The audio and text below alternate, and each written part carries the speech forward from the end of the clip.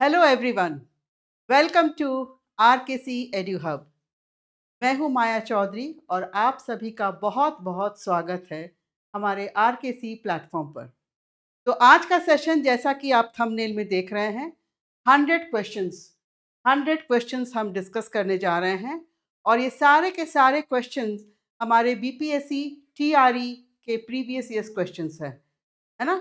TRE 1, 2, 3 सब मिलाकर ये जितने भी 100 क्वेश्चंस है, ये बीपीएससी टीआरई के प्रीवियस ईयर्स क्वेश्चन हैं। तो चलिए आज का सेशन स्टार्ट करते हैं with the very first question. देखिए आपके बोर्ड पर फर्स्ट क्वेश्चन है, highest mountain peak of India, Bharat की सबसे ऊंची पर्वत चोटी को क्या कहते हैं? भारत का बताना है आपको कि भारत की सबसे ऊंची चोटी कौन सा है। तो हमारा जवाब क्या होगा? कंचनजंगा। ठीक है, कंचनजंगा। लेकिन अगर आपसे ये पूछे कि विश्व की सबसे ऊंची पर्वत चोटी को क्या कहते हैं, तो आपका जवाब होगा माउंट एवरेस्ट। Mount Everest. ठीक है, इंडिया का सबसे हाईएस्ट है कंचनजंगा।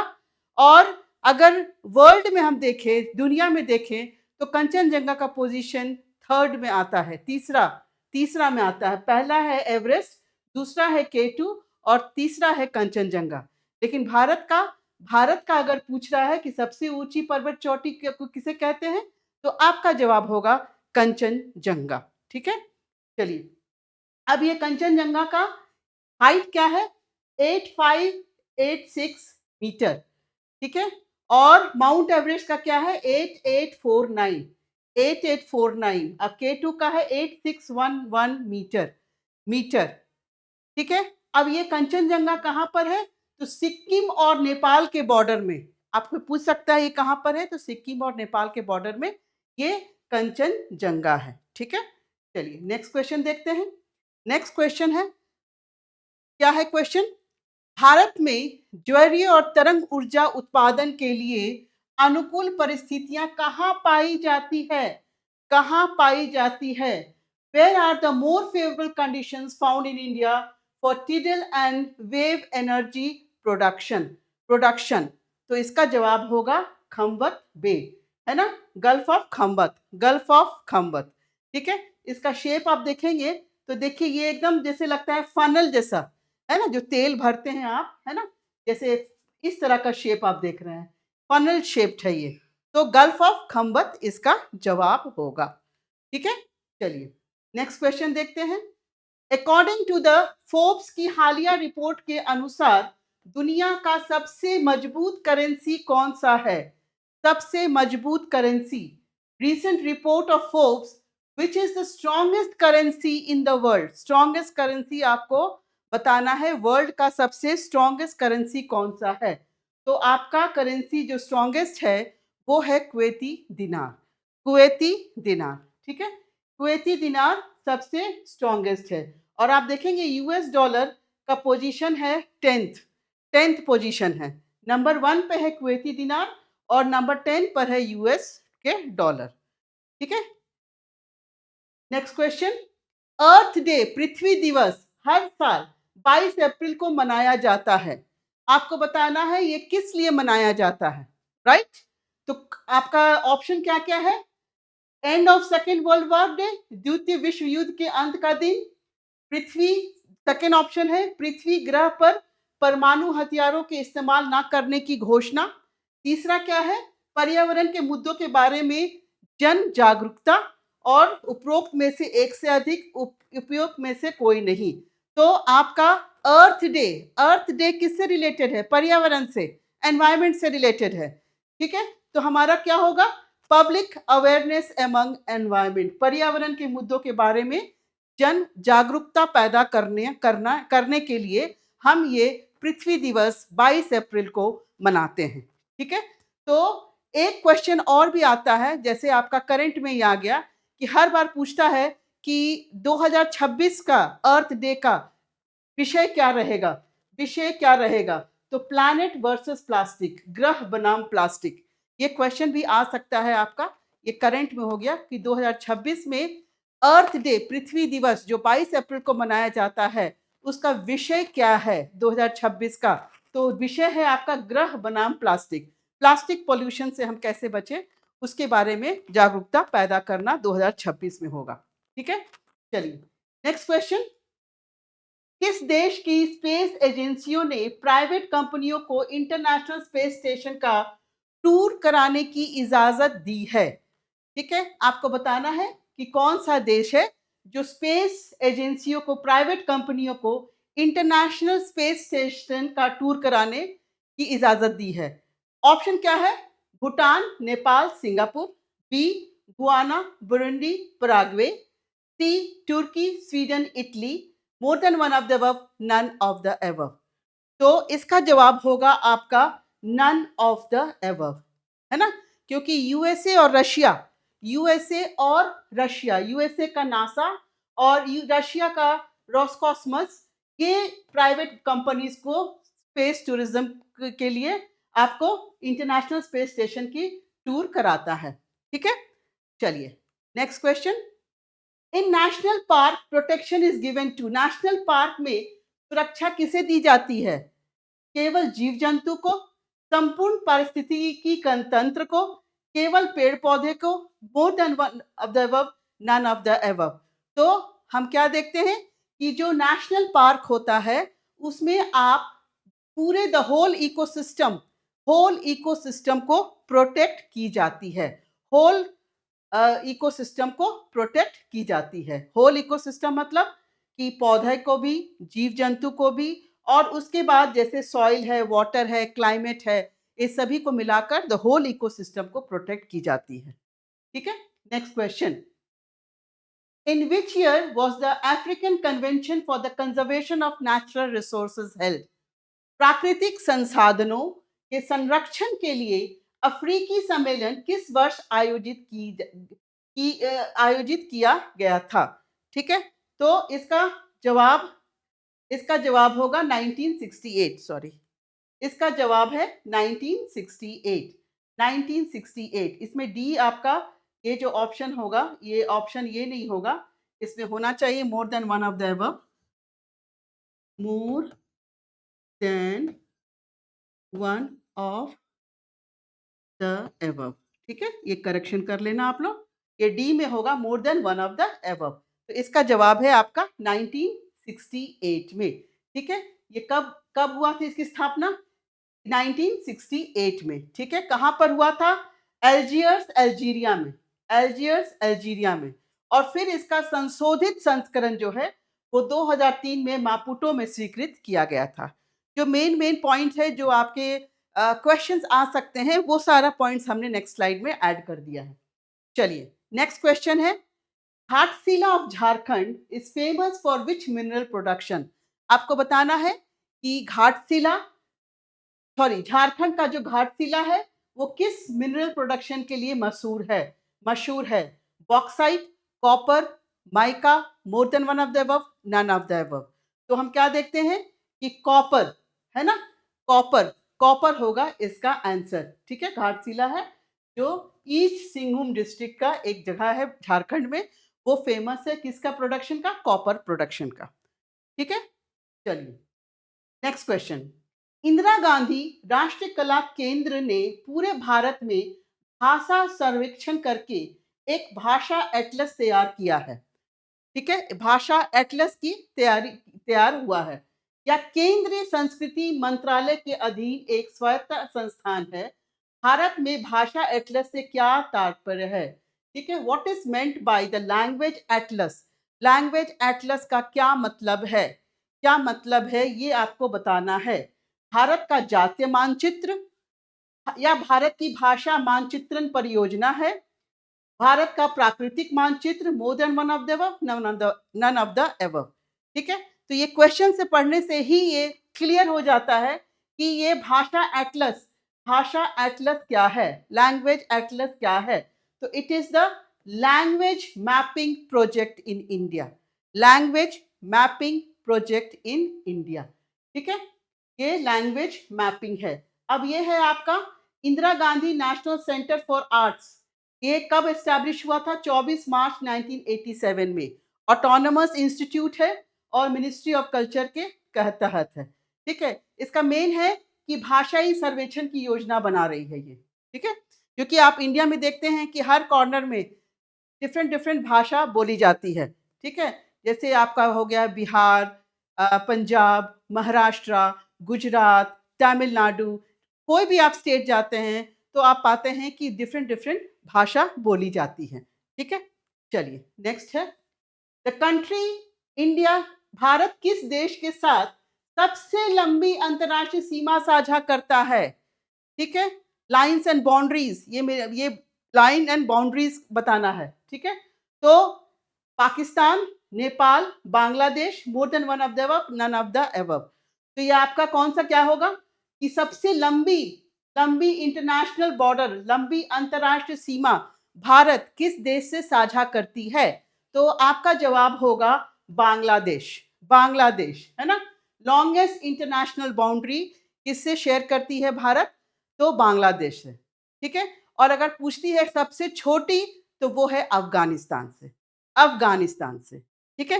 वो है आपका अफगानिस्तान से, ठीक है। अब यहाँ पे कुछ हम लोग एक देख लेते हैं कि भारत जो है वो 7 देशों के साथ अपनी सीमा साझा करती है ना। अब इसको कैसे हम याद रखेंगे?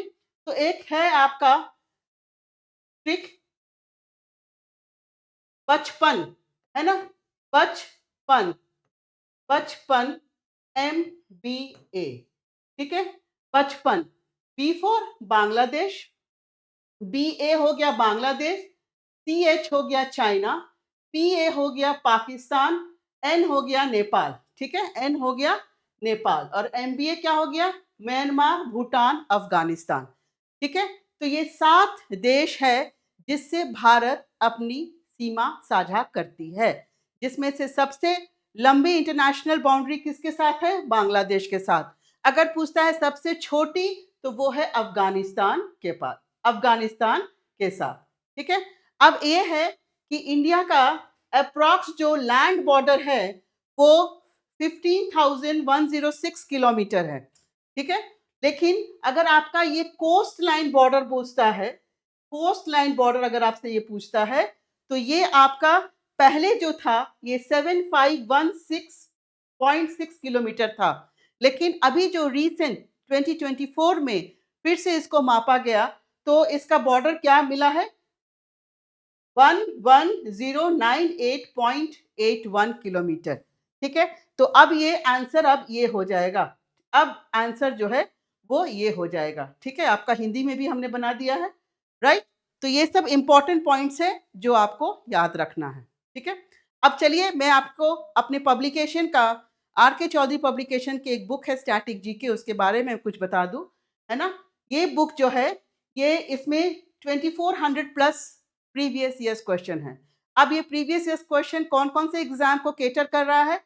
तो बीपीएससी, बीपीएससी टीआरई, यूपीपीसीएस, उसके बाद एसएससी का सीजीएल, सीएचएसएल, फिर सीपीओएसआई, फिर सीडीएस, फिर एनडीए, ये सारे एग्जाम्स के क्वेश्चंस जो हैं ये हमने इसमें कंपाइल किया है, इसमें हमने कंपाइल किया है, ठीक है।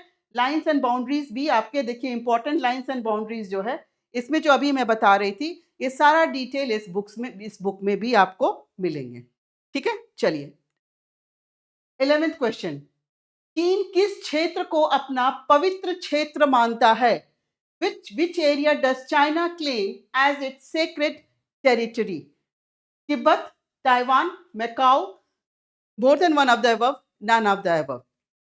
तो क्या हम पाते हैं कि चीन जो है तिब्बत और ताइवान दोनों को अपना सेक्रेट एरिया मानता है, सेक्रेट टेरिटरी मानता है। तो इसका आंसर क्या हो जाएगा?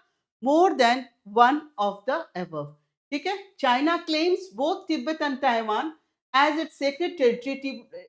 Tibet was annexed by China in 1951। तो दोनों को ये सेक्रेट टेरिटरी मानता है, ठीक है। नेक्स्ट, दुनिया का कौन सा देश अपने संविधान में एबॉर्शन के अधिकार को शामिल करने वाला पहला देश बना? एबॉर्शन, एबॉर्शन को कॉन्स्टिट्यूशनल राइट किस देश ने दिया है? पहला देश, कंट्री, तो वो है आपका फ्रांस, ठीक है। एबॉर्शन राइट फ्रांस ने, फ्रांस सबसे फर्स्ट कंट्री है, फर्स्ट कंट्री है ठीक है, एबॉर्शन को कॉन्स्टिट्यूशनल राइट इन्होंने दिया है। ठीक है, नेक्स्ट, हाल ही में नेपाल सरकार ने किस शहर को देश की पर्यटन राजधानी घोषित किया है ना, टूरिज्म कैपिटल, टूरिज्म कैपिटल हाल ही में ये घोषित किया गया है। तो क्या होगा, Kathmandu, Lumbini, Pokhara, more than one of the above, none of the above, answer क्या होगा, पोखरा। ठीक है, पोखरा, पोखरा इसका आंसर होगा। कब अनाउंस हुआ है, 2024 में, 2024 में अनाउंस हुआ है। ठीक है, tourism capital of Nepal, Pokhara. Next question, Bharat ने विदेशी सितवे पोर्ट को चलाने का अधिकार हासिल कर लिया है, या किस देश में है? सितवे पोर्ट आपको बताना है कि सितवे पोर्ट ये किस देश में है। तो जब हम देखेंगे तो पाते हैं कि म्यांमार में ये सितवे पोर्ट है। सितवे पोर्ट जो है ये म्यांमार में है। ये पोर्ट से क्या फायदा होगा भारत को, कि भारत सीधे अपना जो व्यापार है वो म्यांमार से ये सीधे कर सकता है। पहले क्या था कि बांग्लादेश को यूज करके तब म्यांमार पहुंचते थे, लेकिन ये सितवे पोर्ट पर जो अपना मिल गया है परमिशन, तो इंडिया सीधे अपने व्यापार को म्यांमार से सीधा ही रास्ते से ले जा सकते हैं थ्रू दिस सिटवे पोर्ट। ठीक है, चलिए next, national library of India started its journey with the opening of, national library of India ने अपनी यात्रा किसके खुलने के साथ शुरू की? Calcutta public library in March 1837, Calcutta public library in March 1836, Calcutta public library in March 1838, 1838, more than one of the above, none of the above, इसका आंसर है मार्च 1836। ठीक है, अब इसका थोड़ा सा हम लोग देख लें कि 1836 में कैलकाटा पब्लिक लाइब्रेरी का स्थापना हुई, है ना। कैलकाटा पब्लिक लाइब्रेरी की स्थापना 1836 1836 में हुई, 1836 में हुई। उसके बाद 1902 में कैलकाटा पब्लिक लाइब्रेरी किससे मर्ज हो गया, इंपीरियल सेक्रेटेरिएट लाइब्रेरी, और फिर क्या नाम हो गया, इंपीरियल लाइब्रेरी। ठीक है, 1836 में कैलकाटा पब्लिक लाइब्रेरी की स्थापना हुई। 1902 में कैलकाटा पब्लिक लाइब्रेरी किसके साथ मिल गया, मर्ज हो गया, इंपीरियल सेक्रेटेरिएट लाइब्रेरी, और फिर नाम क्या रखा गया, इंपीरियल लाइब्रेरी, इंपीरियल लाइब्रेरी। फिर 1948 में फिर से इसका नामांकन हुआ, इसका नाम फिर से चेंज हुआ, और फिर ये national library of India to the national library of India इसका नाम रखा गया। ठीक है, और ये ऑफिशियली ओपन हुआ था 1953 में, किसके द्वारा, मौलाना अबुल कलाम आज़ाद। तो ये कुछ है क्वेश्चंस, ये 4 क्वेश्चंस इससे बन सकते हैं, इसलिए मैंने ये चारों पॉइंट यहाँ पे इंक्लूड कर दिया है। ठीक है, चलिए, in which city of Maharashtra prime minister Narendra Modi launch 8 AMRUT project? कोलम, Baroda, Solapur, more than one of the above, none of the above. तो यहाँ पर जवाब होगा सोलापुर, सॉरी, यहाँ पे जवाब होगा सोलापुर। ठीक है, यहाँ पे जवाब होगा आपका सोलापुर। अमृत का फुल फॉर्म क्या है, Atal mission for rejuvenation and urban transformation. इसका फुल फॉर्म भी कभी कभी पूछ लेता है कि इसका फुल फॉर्म क्या है। तो Atal mission for rejuvenation and urban transformation. ठीक है, चलिए next question, IIT Madras has tied up with whom to launch mobility simulation lab? IIT Madras ने e mobility simulation lab launch करने के लिए किसके साथ टाई अप किया है? Altair, Starlink, Faber speciality lab, more than one of the above, none of the above. तो यहाँ पे जवाब होगा एल्टेयर, एल्टेयर। ठीक है, इसके साथ पार्टनरशिप किया है। ठीक है, इसके साथ पार्टनरशिप किया है, लॉन्च कर क्या, simulation lab in the department of engineering design के लिए। ठीक है, इंजीनियरिंग डिजाइन लैब के लिए इन्होंने पार्टनरशिप किया है। Next question, revolution, green revolution, ये हमारे बुक में भी कलर रेवोल्यूशन है, बहुत अच्छे से डिटेल में हमने कलर रेवोल्यूशन पूरा एक्सप्लेन किया है अपने बुक में। In India green revolution is known to credit to whom? भारत में हरित क्रांति का श्रेय किसे दिया जाता है? Doctor V Kurien, doctor MS Swaminathan, doctor SL Bahuguna, more than one of the above, none of the above. तो MS स्वामीनाथन को ग्रीन रेवोल्यूशन का भी श्रेय दिया जाता है। ठीक है, अगर आपसे वर्ल्ड का पूछा जाता है, इंडिया का एम.एस. स्वामीनाथन, अगर वर्ल्ड का पूछा जाता है तो नॉर्मन बोरलॉग। ठीक है, ये भी आपका कभी-कभी क्वेश्चन में पूछा जाता है। ठीक है, next question, in cost of living parameter index 2024 which country is better than India? ठीक है, cost of living, cost of living, है ना, कॉस्ट ऑफ लिविंग मतलब चीप, भारत से ज़्यादा कॉस्ट ऑफ लिविंग कम कहाँ पर है? तो वो है आपका पाकिस्तान में, वो है आपका पाकिस्तान में। 2024 का ये cost of living index parameter के अनुसार पाकिस्तान बेटर है इंडिया से, पाकिस्तान बेटर है इंडिया से। ठीक है, चलिए next question, joint military exercise by India and Japan was conducted in Mahajan area of Rajasthan on 25th February 2024. The name of the joint military आपको नाम बताना है कि वो मिलिट्री एक्सरसाइज जो भारत और जापान के बीच में हुआ था राजस्थान में, उस मिलिट्री एक्सरसाइज का नाम क्या है?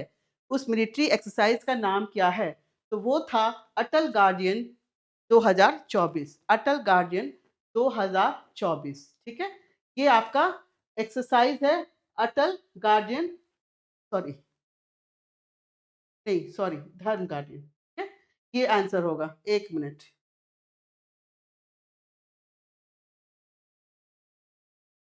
ठीक है, आपका ये होगा धर्म गार्डियन। ठीक है, धर्म गार्डियन। इंडिया आर्मी और जापान जापान दोनों पार्टिसिपेट किए थे इस मिलिट्री एक्सरसाइज में, इस मिलिट्री एक्सरसाइज में। ठीक है, अब ये बुक आप देख रहे हैं, इसमें ये चैप्टर है military exercises, chapter number 18, chapter number 18। ये जो क्वेश्चन आप देखे हैं, ऑलरेडी एक मिलिट्री एक्सरसाइज में ये आपको टैबुलर फॉर्म में हमने दिया है, किस देश का मिलिट्री एक्सरसाइज किस देश से होता है, उसका नाम क्या है ना? तो ये पूरा टैबुलर फॉर्म में हमने ये मिलिट्री एक्सरसाइजेज जो चैप्टर 18 है, इसमें हमने पूरा डिटेल इसमें दिया है। ठीक है, नेक्स्ट क्वेश्चन देखिए, प्रधानमंत्री नरेंद्र मोदी ने 24 फरवरी 2024 को कच्छ की खाड़ी क्षेत्र में द्वारका को जोड़ने के लिए किस पुल का उद्घाटन किया? किस पुल का उद्घाटन किया? तो इसका क्या आंसर होगा? Sudarshan bridge, Sudarshan bridge. ठीक है, ये हो गया आपका सुदर्शन ब्रिज। ठीक है, पहले नाव से लोग जाते थे, अब एक ब्रिज बना दिया गया है, उसका नाम है सुदर्शन ब्रिज। ठीक है, Sudarshan bridge. Next question, Bharat के निम्नलिखित राज्यों में से किसमें सबसे अधिक सागौन के जंगल पाए जाते हैं? Teak forest, teak forest. ठीक है, तो फॉरेस्ट अगर है तो हम क्या टिक कर देंगे? मध्य प्रदेश। ठीक है, मध्य प्रदेश, मध्य प्रदेश में सबसे ज्यादा अधिक टीक फॉरेस्ट पाए जाते हैं, टीक फॉरेस्ट पाए जाते हैं। कर्नाटका, महाराष्ट्र, तमिलनाडु, केरला, यहाँ भी पाए जाते हैं टीक फॉरेस्ट, लेकिन इसमें पूछ रहा है सबसे ज्यादा, तो सबसे ज्यादा ये मध्य प्रदेश में पाए जाते हैं। और मध्य प्रदेश में कहाँ पर? तो विंध्या और सतपुरा रेंज में ये ज्यादा पाए जाते हैं। आपका ये क्वेश्चन है कि बिहार में जो है, बिहार में जो है वो टीक फॉरेस्ट नहीं है। ठीक है, टीक फॉरेस्ट नहीं है। नेक्स्ट क्वेश्चन, इनमें से कौन भारत के प्रधानमंत्री थे जब संविधान के 73rd और 74th संशोधन लागू किए गए थे? आपको बताना है प्रधानमंत्री का नाम जब ये संशोधन हुआ था, संशोधन हुआ था। तो इसका जवाब होगा पीवी नरसिम्हा राव, पीवी नरसिम्हा राव। ठीक है, 73rd जो था वो पंचायती राज से कनेक्टेड था, और ये 74th म्यूनिसिपैलिटी से, म्यूनिसिपैलिटी से। और ये कब हुआ था? 1992 में, और ये केम इनटू इफेक्ट इन 1993। और पीवी नरसिम्हा राव कब थे प्रधानमंत्री? 91 से लेके 96 तक। ठीक है, तो इसका जवाब होगा PV Narasimha Rao. Right, next question, Indian continent was earlier part of, आपको बताना है कि भारतीय महाद्वीप पहले किसका हिस्सा था? Gondwana land, Thetis, Pangaea, more than one of the above, none of the above। ठीक है, आपको बताना है इंडियन कॉन्टिनेंट ये किसका पार्ट था? तो गोंडवाना लैंड का, ये गोंडवाना लैंड का पार्ट था। ठीक है, ये रहा आपका गोंडवाना लैंड, गोंडवाना लैंड का पार्ट कौन कौन था? तो south America, Africa, Antarctica, India, Australia. ठीक है, ये सब किसका पार्ट था? गोंडवाना लैंड का। ठीक है, उसके बाद ये इंडिया का जो है वो प्लेट गोंडवाना प्लेट से अलग होके ये कोलाइड किया किससे? यूरेशियन प्लेट से, यूरेशियन प्लेट से। ठीक है, और उसके बाद वहां पे हिमालय बना। ठीक है, तो गोंडवाना लैंड होगा, गोंडवाना लैंड होगा ना। इनमें से किस देश में भारत ने अपना यूपीआई लॉन्च किया? यूपीआई अपना लॉन्च किया। ठीक है, तो ये आंसर होगा मॉरिशस। मॉरिशस। यूपीआई कब लॉन्च हुआ था? 12 फरवरी 2024 में, मॉरिशस और श्रीलंका में। तो श्रीलंका ऑप्शन में नहीं है, मॉरिशस होगा। ठीक है, अब आपको बताना है भारत के पूर्वी घाट की सबसे ऊंची चोटी, the highest peak in the Eastern Ghat. Eastern Ghat की सबसे हाईएस्ट चोटी कौन सी है? तो आपका महेंद्रगिरी आंसर होगा। आपका आंसर क्या होगा? महेंद्रगिरी। ऑप्शन में है, जो भी ऑप्शन में दिया है उसमें सबसे ज्यादा है महेंद्रगिरी।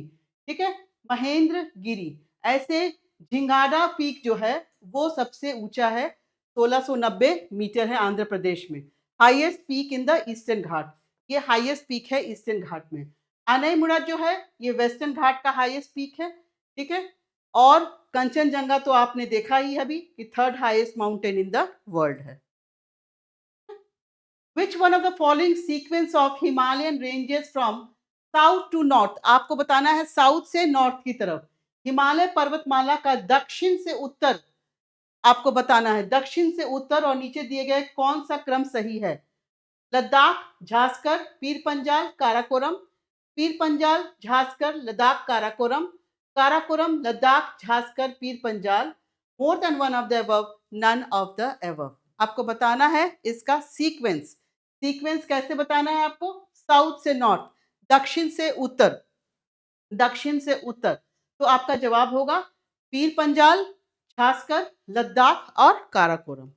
ठीक है, ये देखिए, पीर पंजाल, झांसकर, लद्दाख, काराकोरम। ये आपको ये पूछ रहा है, पीर पंजाल, झांसकर, लद्दाख, काराकोरम। ठीक है, राइट, साउथ से नॉर्थ, साउथ से नॉर्थ। अगर आपसे पूछता है नॉर्थ टू साउथ, तब आपको क्या आंसर होगा उसका? काराकोरम, लद्दाख, झांसकर, पीर पंजाल। ठीक है, साउथ से नॉर्थ पूछ रहा है, साउथ से नॉर्थ पूछ रहा है तो पीर पंजाल, झांसकर, लद्दाख, काराकोरम। अगर नॉर्थ टू साउथ पूछेगा तो काराकोरम, लद्दाख, झांसकर, पीर पंजाल। ये नॉर्थ टू साउथ भी आपका बीपीएससी तैयारी में आया हुआ है। ठीक है, चलिए, द फेमस इंडियन प्रसिद्ध Indian national army trial Delhi के लाल किले में हुए थे, कब हुआ था? तो 1945 में हुआ था। ठीक है, 1945 में हुआ था, नवंबर 1945 में लाल किले में भारतीय राष्ट्रीय सेना के मुकदमे शुरू हुए थे। उसमें कौन कौन थे? एहसन खान, पीके सहगल और GS Dhillon. Next question, what is India's position in the world on the basis of per capita water availability per year? प्रति व्यक्ति प्रति वर्ष जल उपलब्धता के आधार पर विश्व में भारत का स्थान क्या है? तो भारत का स्थान 133 है, 133वां स्थान है ना? क्योंकि भारत का आप जानते हैं कि पॉपुलेशन, विश्व का सबसे ज्यादा पॉपुलेशन किसमें है? तो भारत का पॉपुलेशन सबसे ज्यादा है, ये भी वन ऑफ द रीजन है। और फ्रेश वाटर जो रिसोर्स है वो भी हमारे यहाँ लिमिटेड है। ठीक है, चलिए, नेक्स्ट क्वेश्चन, आईपीईएफ द्वारा क्लीन एनर्जी इन्वेस्टर फोरम किस देश में आयोजित किया जाएगा? किस कंट्री में, किस में किया जाएगा? तो सिंगापुर होगा। ठीक है, सिंगापुर में होगा। नेक्स्ट क्वेश्चन, फिर आपको बार बार मैं इसलिए याद दिला रही हूँ कि ये सारे चैप्टर्स जो हैं, ये सारे इंपॉर्टेंट चैप्टर्स हमारे स्टैटिक जीके में बुक में ऑलरेडी है। ठीक है, तो इसको आप देख लीजिएगा। नाउ आपको पूछ रहा है कि निम्नलिखित में से कौन सी पारंपरिक सिंचाई विधि नहीं है, not a traditional irrigation method, not a traditional irrigation method है ना? बोट सिस्टम ये ट्रेडिशनल है, चेन पंप सिस्टम ये भी ट्रेडिशनल है, लेकिन लेटेस्ट एडवांस कौन सा है? Drip system. Drip system traditional system नहीं है। इसमें क्या होता है कि पाइप लगा दिया जाता है और प्लांट्स के रूट में, जड़ में पानी को ड्रॉप बाय ड्रॉप दिया जाता है। इससे क्या होता है कि पानी की भी बचत होती है, ठीक है? तो एडवांस है ये ड्रिप और ये आपके पारंपरिक मतलब ट्रेडिशनल है, ठीक है? चलिए, ये देखिए, ड्रिप बाय ड्रिप वाटर इसमें दिया जाता है, ठीक है? नेक्स्ट क्वेश्चन आपसे पूछा जा रहा है कि नाबार्ड के चेयरमैन कौन हैं? कौन हैं? अभी, है ना? साजी केवी, अभी भी वही है, अभी भी वही है। तो इसका आंसर होगा साजी केवी, ठीक है? नाबार्ड का फुल फॉर्म क्या है? National bank for agricultural and rural development. मैं इसलिए फुल फॉर्म लिखती हूँ क्योंकि आपके एग्जाम में पूछे भी जाते हैं, जो एग्जाम में आ सकते हैं उसको मैंने स्लाइड में इंक्लूड किया है, ठीक है? तो नाबार्ड का फुल फॉर्म हो गया आपका national bank for agriculture and rural development, है ना? इसके चेयरमैन है साजी केवी, अभी भी वही है, right? The chairperson of ONGC, आपका ओएनजीसी का चेयरपर्सन पूछ रहे हैं। Alka Mittal, doctor Madhuri Mittal, doctor Madhuri Gill, more than one of the above, none of the above. तो नन ऑफ द अबव होगा, नन ऑफ द अबव होगा, नन ऑफ द अबव होगा। कौन है? अरुण कुमार सिंह, अरुण कुमार सिंह, ठीक है? चलिए, द प्राइम मिनिस्टर, इटली के प्राइम मिनिस्टर पूछ रहे हैं, इटली के प्राइम मिनिस्टर कौन है? ये तो आप लोग को पता है, बहुत ही फेमस है ना? जॉर्जिया मेलोनी, जॉर्जिया मेलोनी, ये है जॉर्जिया मेलोनी। और इम्पोर्टेंट बात ये है कि she is the first woman, पहली महिला प्राइम मिनिस्टर है, पहली महिला प्राइम मिनिस्टर है, ठीक है? गणतंत्र दिवस 26 जनवरी 2023 के मुख्य अतिथि कौन थे? ये भी क्वेश्चन में पूछा जाता है कि गणतंत्र दिवस जो 26 जनवरी को हम मनाते हैं, उसके मुख्य अतिथि कौन थे 2023 का? तो मिस्र के प्रधानमंत्री, इजिप्ट के president Abdul Fattah L CC, Abdul Fattah L CC, ठीक है? एल सीसी, ठीक है? ये थे, ये president of Egypt, president of Egypt. आपसे ये भी पूछा जा सकता है, अगर आपसे पूछा जाता है 2024 का, तो कौन है? Macron, Emmanuel Macron, president France के, ठीक है? 2025 में प्रेसिडेंट इंडोनेशिया के प्रबावो सुबियांतो, सुबियांतो। और अगर 2026 में दो गेस्ट हैं, दो गेस्ट हैं, एक है president of European commission Ursula von der Leyen और president of European council Antonio Costa. तो ये लेटेस्ट है आपका, अगर 2026 का पूछता है, 2025 का पूछता है, 2024 का पूछता है, तो ये सारा आपका डिटेल मैंने दे दिया है, ठीक है? नेक्स्ट क्वेश्चन, 1855 से 56 के का संथाल विद्रोह किस नेतृत्व में हुआ था? Under whose leadership the Santhal rebellion of 1855 to 1856 take place? Santhal rebellion, Santhal rebellion किसके लीडरशिप में हुआ था? Rajkumar Shukla, S N Sinha, Sahajanand Saraswati, more than one of the above, none of the above? इसका क्या जवाब होगा? None of the above, none of the above, ठीक है? ये चार मुर्मू ब्रदर्स थे, उसके नेतृत्व में हुआ था। सिद्धू, कान्हू, चांद एंड भैरव, चांद एंड भैरव, ठीक है? संथाल रेबिलियन, संथाल रेबिलियन जो संथाल हुल भी इसको कहते हैं, ठीक है? ये किसके नेतृत्व में हुआ था? चार मुर्मू ब्रदर्स थे, सिद्धू, कान्हू, चांद एंड भैरव, ठीक है? 37th क्वेश्चन आ गया। एज पर fifth tiger census 2022 number of tigers in India, 2022 के पांचवी बाघ जनगणना के अनुसार भारत में बाघों की संख्या क्या है? 3167, 3267, 3067, more than one of the above, none of the above, ठीक है? तो इसका जवाब होगा 3167, 3167, ठीक है? 3167 2018 में था 2967। हर 4 साल में जनगणना होती है, हर 4 साल में जनगणना होती है। तो 2018 में 2967, 2967 था, अ, और ये आ गया आपका 3167, 3167। और आप ये जानकर हैरान होंगे कि विश्व का 70% टाइगर रिज़र्व कहाँ पर है? तो भारत में है, भारत में है। अब भारत में भी अगर पूछेंगे कि टाइगर स्टेट कौन-सा है? तो भारत का टाइगर स्टेट मध्य प्रदेश है, मध्य प्रदेश है, ठीक है। मध्य प्रदेश भारत का भाग टाइगर स्टेट है, जिसमें कि 785 टाइगर्स अभी है उसमें, ठीक है। चलिए, the new name of mid day meal scheme is, mid day meal योजना का नया नाम कौन सा है? PM Poshan scheme, PM mid day Poshan scheme, national Poshan scheme, more than one of the above, none of the above. इसका जवाब क्या होगा? PM Poshan scheme, PM Poshan scheme, ठीक है। 2021 में इसे फिर से पहले नाम दिया गया पीएम पोषण स्कीम। पहले मिड डे मील था, पहले मिड डे मील था, 2021 में इसका नाम चेंज हो गया। Next question, the organising place of Thawe Mahotsav 2023 was, Thawe Mahotsav 2023 का आयोजन स्थल क्या कौन सा था? क्वेश्चन क्या है? Option Bhagalpur, Munger, Patna, more than one of the above, none of the above. इसका जवाब होगा none of the above, none of the above. कहाँ पे हुआ था? ये गोपालगंज में हुआ था, गोपालगंज में हुआ था, 15 16 2000 अप्रैल 2023 में, ठीक है। और ये एक सांस्कृतिक उत्सव है जो कहाँ पे होता है? माँ दुर्गा और माँ पार्वती के मंदिर में, माँ थावे वाली, ठीक है। तो ये गोपालगंज में हुआ था। स्टेट आइकन, बिहार की राजकीय प्रतीक कौन है? Pallavi Thakur, Maithili Mishra, Maithili Thakur, more than one of the above, none of the above. तो बिहार स्टेट आइकन कौन है? मैथिली ठाकुर, मैथिली ठाकुर, है ना। अभी वो एमएलए भी बन गई है, एमएलए भी बन गई है। किस कॉन्स्टिट्यूंसी से? अलीनगर कॉन्स्टिट्यूंसी से, दरभंगा डिस्ट्रिक्ट का, ठीक है। ये हमारा बुक है, आप इसको देखिए। आर्ट एंड कल्चर को मैं बिल्कुल अलग कर दिया गया है, अवार्ड्स एंड ऑनर्स भी है इसमें, गेम्स एंड स्पोर्ट्स से भी बहुत क्वेश्चन आते हैं, तो पूरा डिटेल में हमने इसको बनाया है, ठीक है। चलिए, द नेम ऑफ क्लस्टर उन्मुख ग्रामीण विकास योजना का क्या नाम है?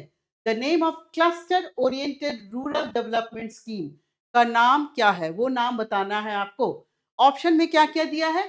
Deendayal Upadhyaya rurban mission, doctor Shyama Prasad Mukherjee rurban mission, Atal Bihari Vajpayee rurban mission, more than one of the above, none of the above. तो इसका जवाब होगा doctor Shyama Prasad Mukherjee rurban mission. Rurban मतलब हो गया रूरल और अर्बन को मिला दिया गया है, मतलब रूरल और अर्बन का जो गैप है उसको फिल करने की कोशिश की जाएगी by this cluster oriented rural development programme, ठीक है। ये लॉन्च हुआ था 2016 में, कभी-कभी ये भी पूछ लेता है, ठीक है? इसलिए आपको ये नाम नाम है आपका doctor Shyama Prasad Mukherjee rurban mission, 2016 में इसको लॉन्च किया गया था। The author of the book the Chipko movement a people history, Chipko आंदोलन। मेरे बुक में बुक्स एंड ऑथर्स भी है, बुक्स एंड ऑथर्स का भी चैप्टर्स है जिसमें सभी क्वेश्चंस ऐड किए गए हैं। चिपको आंदोलन एक जन इतिहास पुस्तक के लेखक हैं। कौन है? कौन है? कौन है? शेखर पाठक, शेखर पाठक, ठीक है। शेखर पाठक। ये बुक तो हिंदी में है, लेकिन बाद में इसको इंग्लिश में ट्रांसलेट कर दिया गया था, किसके द्वारा? मनीषा चौधरी के द्वारा। ये भी क्वेश्चन आपसे पूछा जा सकता है। ये बुक ओरिजिनली तो हिंदी में है, लेकिन इसको ट्रांसलेट भी कर दिया गया है इंग्लिश में, किसके द्वारा? मनीषा चौधरी के द्वारा, ठीक है। नेक्स्ट क्वेश्चन, विश्व ब्रेल लिपि दिवस कब मनाया जाता है? वर्ल्ड ब्रेल लिपि डे इज सेलिब्रेटेड ऑन, कब सेलिब्रेट करते हैं हम? 4 जनवरी को, है ना।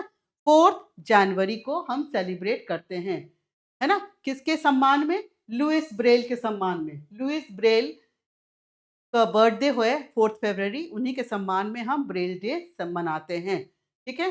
जिन्होंने बचपन में ही अपनी आंखों की रोशनी खो दी थी, और 1824 में उन्होंने ब्रेल कोड बनाया था, ब्रेल कोड बनाया था, ठीक है। तो ये भी क्वेश्चन में आ सकता है कि ब्रेल कोड कब बनाया गया था? तो 1824, 1824 में, ठीक है। Next question, the true fact about Bharat Gaurav tourist train is that. ये 4 और 3 ऑप्शन दिया गया है, आपको बताना है कि कौन सा सही है, ट्रू फैक्ट कौन सा है। इट वाज इनॉग्रेटेड ऑन 16 अप्रैल 2023, ये गलत है ना। It was started from new Delhi railway station, ये भी गलत है। इट वाज इनॉग्रेटेड ऑन 25 दिसंबर 2022, ये तीनों जो है वो आपका गलत है। तो इसका आंसर है नन ऑफ द अबव। कब ये फ्लैग हुआ था?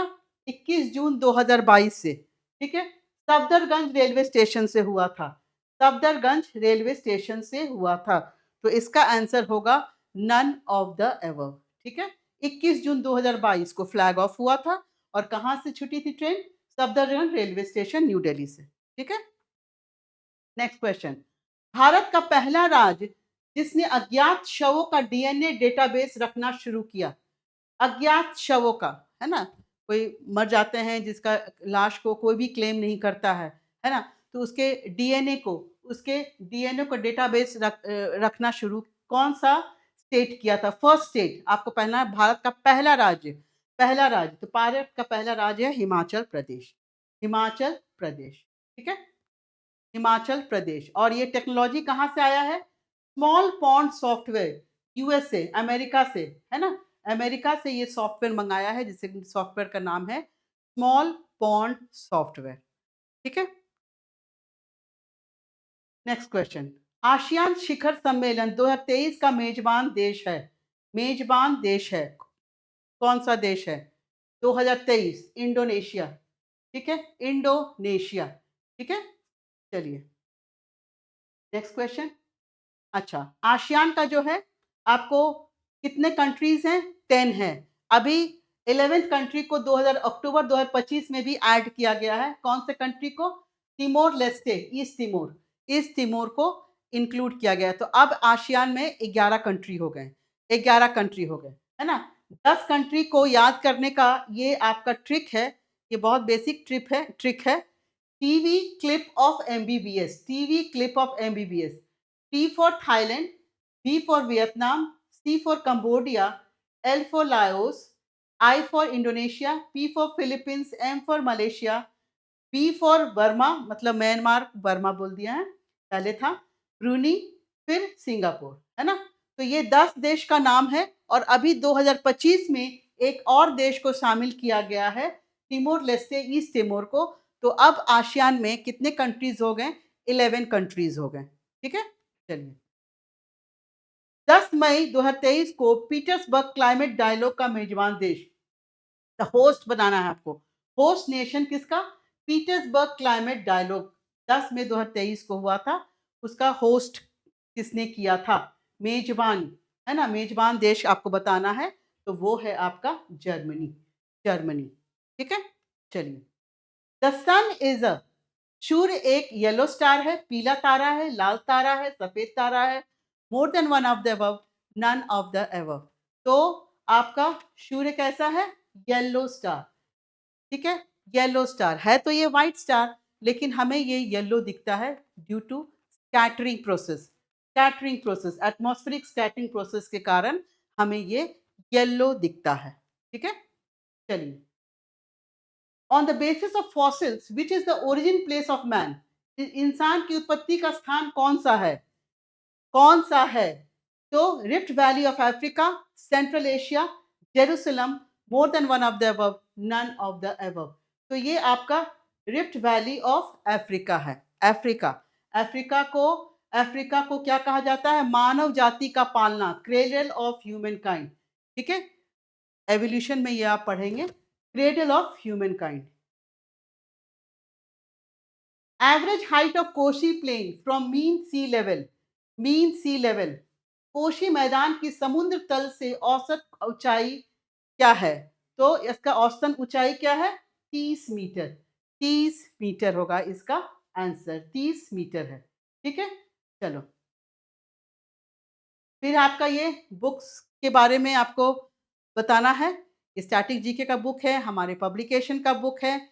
इस बुक में हमने पूरा अच्छे से आपको, जैसे जितने भी गवर्नमेंट स्कीम्स है, मिलिट्री एक्सरसाइजेस है, सेंसस ऑफ इंडिया जिससे बहुत क्वेश्चन आते हैं, उसका भी पूरा डिटेल हमने टैबुलर फॉर्म में, वन लाइनर के फॉर्म में देकर पूरे क्वेश्चंस को कंपाइल हमने किया है, ठीक है?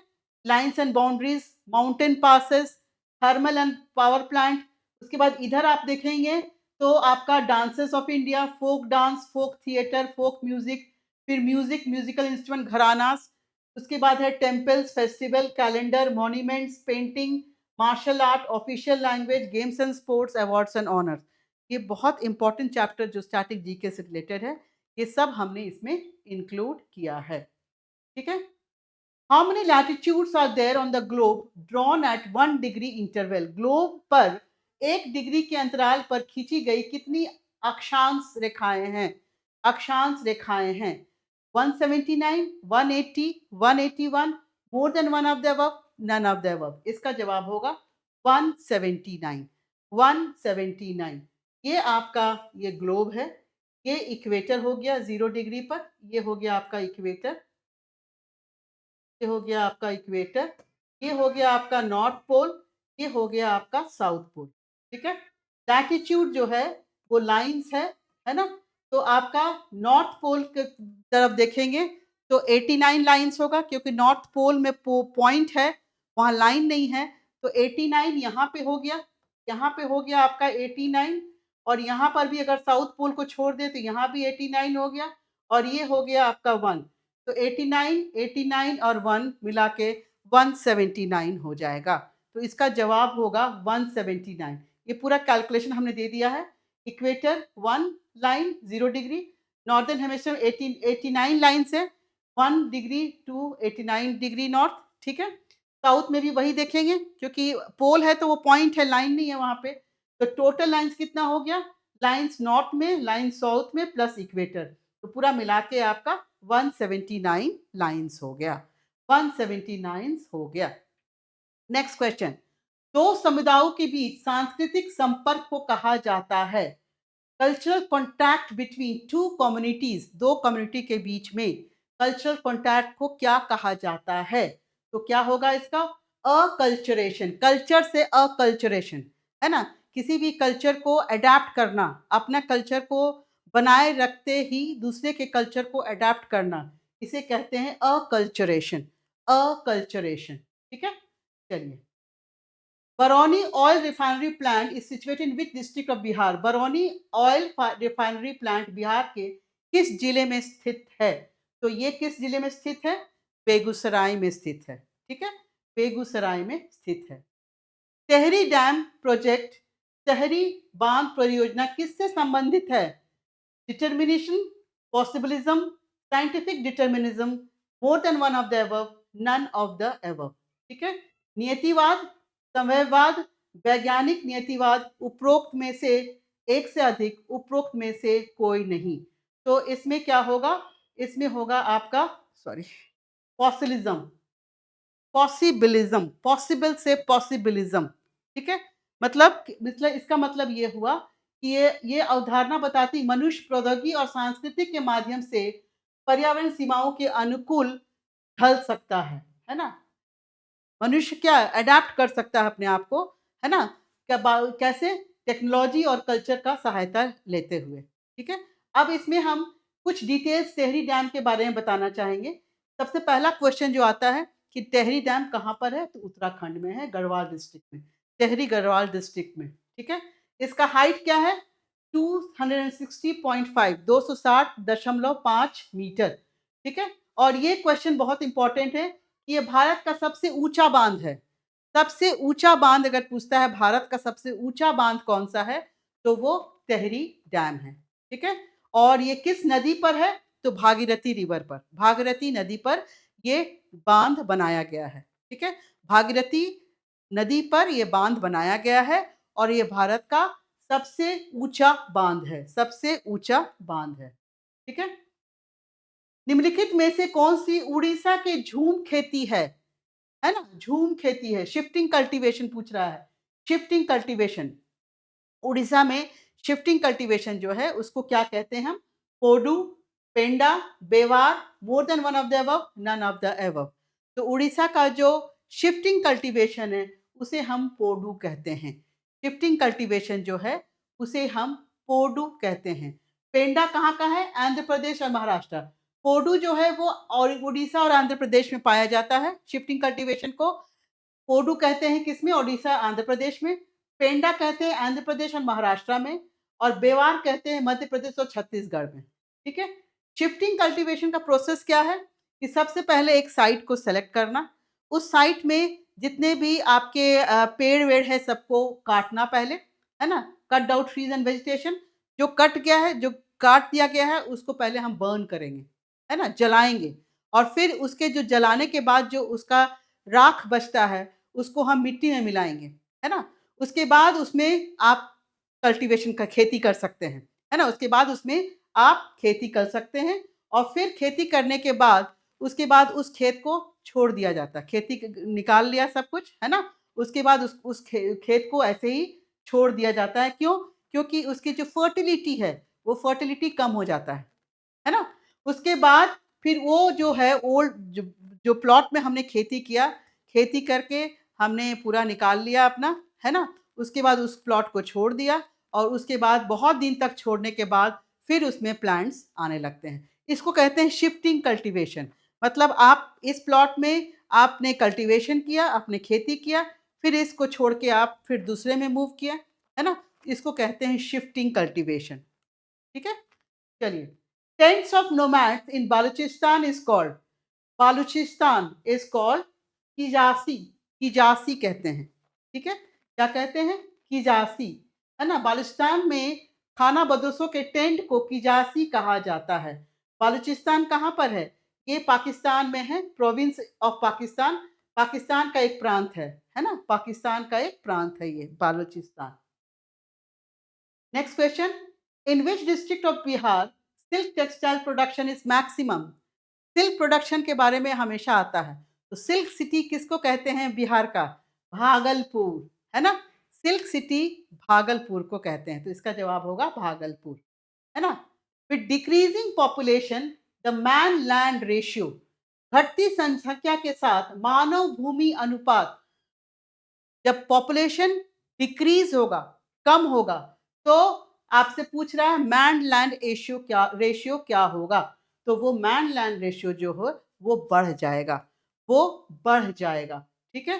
मैन लैंड रेशियो कैसे निकालते हैं? पॉपुलेशन बाय लैंड एरिया, ठीक है? Population by land area. Population अगर डिक्रीज कर रहा है, तो लैंड एरिया इंक्रीज करेगा, ठीक है?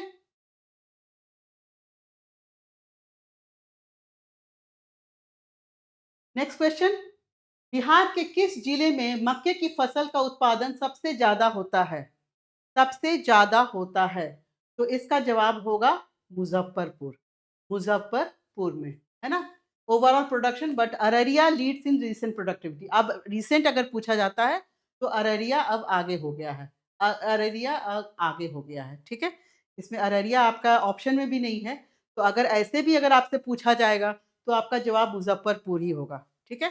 लेकिन अगर अररिया भी इसमें अगर ऑप्शन दिया जाता है, तो आपका ऑप्शन हो जाएगा अररिया, ठीक है? आपका ऑप्शन हो जाएगा अररिया, ठीक है? नेक्स्ट क्वेश्चन है, who established the Indian association in 1876? Question क्या पूछ रहा है? 1876 में इंडियन एसोसिएशन की स्थापना किसने की थी? ठीक है? तो इसका क्या जवाब होगा? 1 मिनट पेन का कर लो।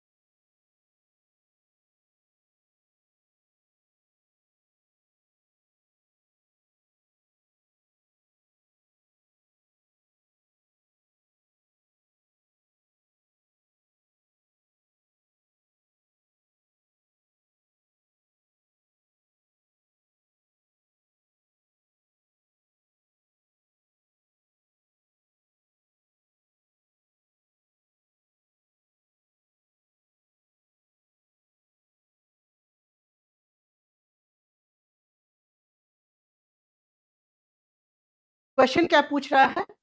1876 में इंडियन एसोसिएशन की स्थापना किसने की थी? तो इसका क्या जवाब होगा? सुरेंद्र नाथ बैनर्जी। सुरेंद्र नाथ बैनर्जी इसका आंसर होगा।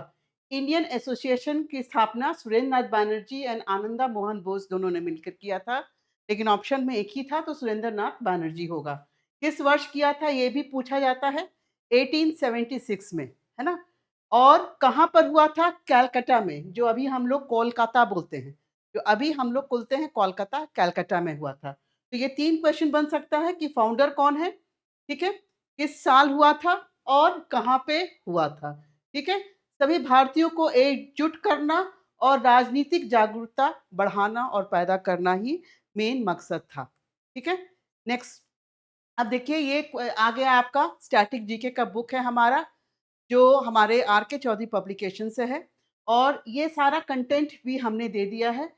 इसमें सारे जैसे बुक्स एंड ऑथर्स हो गया, इंडियन रेलवेज हो गया, मतलब जितने भी इम्पोर्टेंट टॉपिक हैं जो स्टैटिक जीके से पूछे जा रहे हैं क्वेश्चंस, वो सारा इसमें हमने कंपाइल किया है। आर्ट एंड कल्चर का भी अलग से सेक्शन बना दिया गया।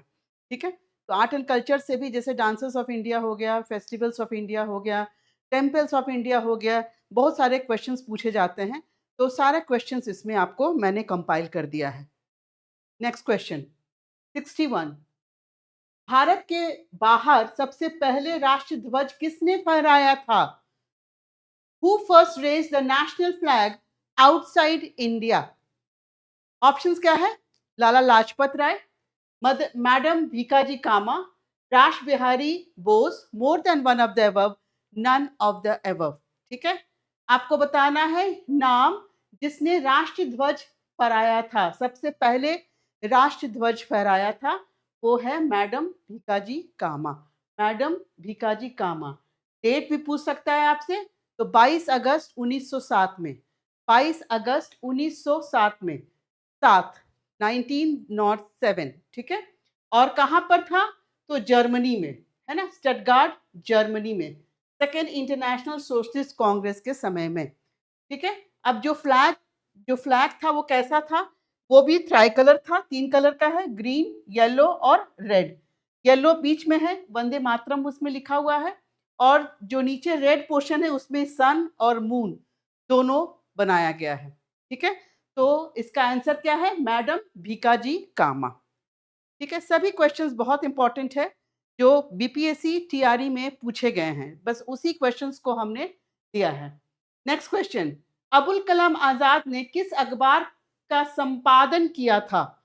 है ना, edited by Abul Kalam Azad, Zamindar, comrade, Al Hilal, more than one of the above, none of the above. ठीक है, तो इसका आंसर क्या होगा? अल हिलाल, अल हिलाल। ठीक है, अल हिलाल। दो प्रोमिनेंट न्यूज़पेपर लॉन्च किया गया था इनके द्वारा। अल हिलाल था 1912 में, 1912 में, 1912 में, लेकिन 1914 में ब्रिटिशर्स ने इसको बैन कर दिया था। तो फिर लेटर अल बलग 1915 में, 1915 में इन्होंने लॉन्च किया। जब अल हिलाल बैन हो गया, ब्रिटिश से प्रतिबंध लगा दिया गया अल हिलाल पर, तो फिर 1915 में 15 में अल बलग न्यूज़पेपर इन्होंने लॉन्च किया। ठीक है, तो इसका आंसर है अल हिलाल। नेक्स्ट क्वेश्चन, फिर ये बुक्स एंड ऑथर से ही है। Mahatma Gandhi and Bihar some reminiscences के लेखक कौन थे? कौन थे? ठीक है, तो doctor Rajendra Prasad, Jayaprakash Narayan, Karpoori Thakur, more than one of the above, none of the above. तो इसका क्या जवाब होगा? डॉक्टर राजेंद्र प्रसाद। ठीक है, ऑथर कौन थे? Doctor Rajendra Prasad. Next question, Akhil Bharatiya Kisan सभा के पहले सेशन की अध्यक्षता किसने की थी? Narendra Dev, Sahajanand Saraswati, Sampurnanand, more than one of the above, none of the above. Question में क्या पूछा जा रहा है? Who presided over the first session of all India Kisan Sabha? तो आपको पता होगा, सहजानंद सरस्वती। ये सब क्वेश्चन बहुत कॉमन है और बार बार पूछे जाते हैं, इवन बीपीएससी में भी ये सब क्वेश्चन बार बार पूछे जा रहे हैं। ठीक है, तो founding president all India Kisan Sabha Sahajanand Saraswati. First session Lucknow में हुआ था अप्रैल 1936 में। ठीक है, चलिए नेक्स्ट क्वेश्चन। नेक्स्ट क्वेश्चन है, when was the Patna women's college founded? ये आपको याद होगा, ये बीपीएससी में भी ये क्वेश्चन आया था, है ना, बीपीएससी में भी क्वेश्चन आया था। कुछ क्वेश्चन बीपीएससी का भी रिपीट हो गया बीपीएससी टीआरई में। ठीक है, तो इसका जवाब है 1940, 1940। ठीक है, 1940 में स्थापना हुई थी, और 1941 में इसको डिग्री का स्टेटस दिया गया था, डिग्री कॉलेज का दर्जा दिया गया था। ठीक है, 1940 में पटना वुमेन्स कॉलेज की स्थापना हुई, ठीक है, और 1941 में डिग्री कॉलेज का दर्जा भी मिल गया, ठीक है। अब ये भी क्वेश्चन आ सकता है आपको कि इसके फाउंडर कौन हैं, संस्थापक कौन हैं? तो bishop BJ Sullivan SJ and mother M Josephine AC, ये है इसके फाउंडर। तो ये भी क्वेश्चन आपसे पूछी जा सकती है, ठीक है। पहला क्वेश्चन है कि स्थापना कब हुई? 1940 में। डिग्री कॉलेज का दर्जा कब दिया गया? 1941 में, ठीक है। और फाउंडर कौन है वो आपको इस स्लाइड में है, ठीक है। नेक्स्ट क्वेश्चन, अंतरिम सरकार में डॉक्टर राजेंद्र प्रसाद के पास कौन सा पोर्टफोलियो था? फाइनेंस, वित्त, डिफेंस, रक्षा, फूड एंड एग्रीकल्चर, खाद्य और कृषि, more than one of the above, none of the above. Interim सरकार जब बनी थी तो राजेंद्र प्रसाद को कौन सा पोर्टफोलियो दिया गया था? तो फूड एंड एग्रीकल्चर का पोर्टफोलियो उन्हें मिला था। कब बनी थी? सितंबर 2 1946, 1946। 1947 में तो हमें आज़ादी मिल ही गई थी, है ना। तो जस्ट आज़ादी से पहले जो इंटरिम गवर्नमेंट बनी थी उसमें फूड एंड एग्रीकल्चर पोर्टफोलियो इन्हें दिया गया था, ठीक है। Next question, all India women's conference की स्थापना किस वर्ष हुई थी? All India 1923, 1925, 1927, more than one of the above, none of the above. तो इसका जवाब होगा 1927। 1927 कहाँ पर हुई थी? पुणे, पुणे, है ना। उस समय पूना बोलते थे हम लोग, है ना, पूना, पुणे। और इसके फाउंडर कौन है? Margaret cousins. ये बहुत बार क्वेश्चन आ चुका है, इसके फाउंडर कौन है, ठीक है। चलिए नेक्स्ट क्वेश्चन, बंगाल विभाजन का दिन 16 अक्टूबर was observed the day of। ये क्वेश्चन अधूरा हो गया है इसमें, इसको कर देते हैं, ठीक है। इसे पूछा जा रहा है कि जब बंगाल का विभाजन हुआ 1905 16 अक्टूबर में, तो उस दिन को कैसे मनाया गया? उस दिन को कैसे मनाया गया? तो उस दिन को शोक के रूप में मनाया गया। शोक के, डे ऑफ मोर्निंग, शोक के रूप में मनाया गया, ठीक है। तो बंगाल विभाजन का दिन 16 अक्टूबर 1905 को किस तरह से मनाया गया, है ना? किस तरह से मनाया गया? तो डे ऑफ मोर्निंग होगा, है ना, शोक, ठीक है। ये कब? 16 अक्टूबर 1905। ये बहुत इंपॉर्टेंट डेट है, बहुत इंपॉर्टेंट डेट है। इसमें बंगाल का विभाजन हुआ और मुस्लिम को हिंदू से अलग कर दिया गया।